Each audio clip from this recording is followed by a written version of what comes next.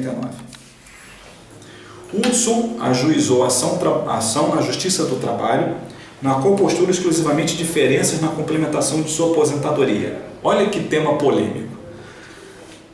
Hudson explica que, durante 35 anos, foi empregado de uma empresa estatal e que contribuiu para o ente de previdência privada fechada, não é INSS, da qual a ex-empregadora é instituidora e patrocinadora.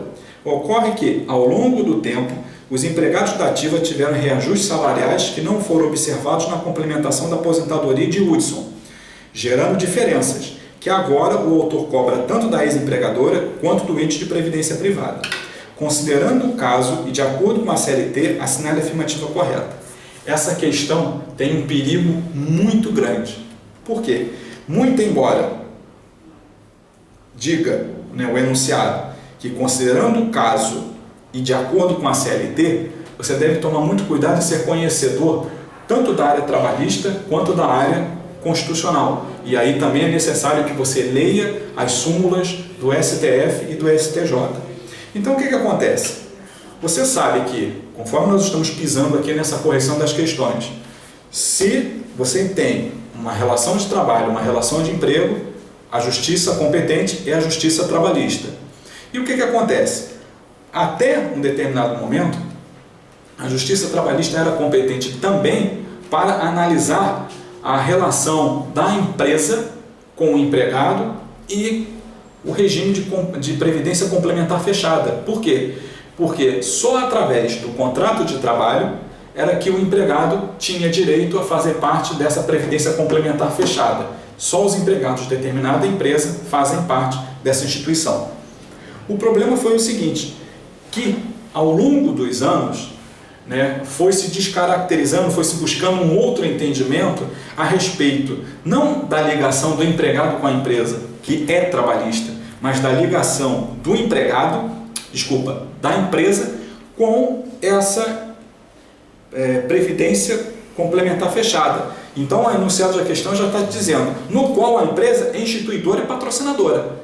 Então, você tem duas relações jurídicas. Você tem uma relação jurídica entre empregado e empregador, que, pelo desentendimento, pela violação de direitos, culminou numa ação trabalhista na Justiça do Trabalho, e uma outra relação teoricamente estranha a empregado e empregador, que é a relação entre a empresa e a instituição de previdência privada fechada, que a própria empresa é instituidora e patrocinadora.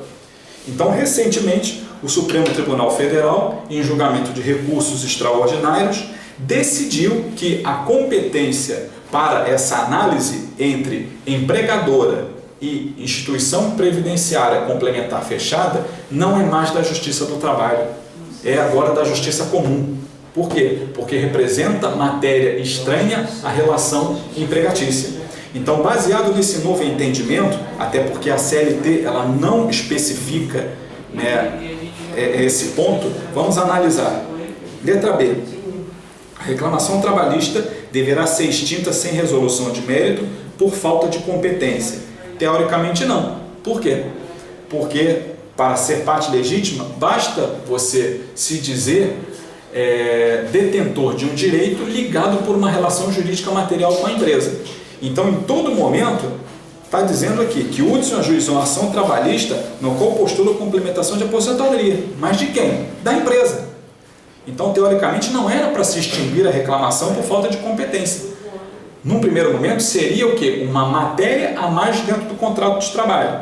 Mas perante o novo entendimento, essa alternativa está fora. A C. A ação trabalhista deverá ter curso normal com citação e designação de audiência para a produção de provas.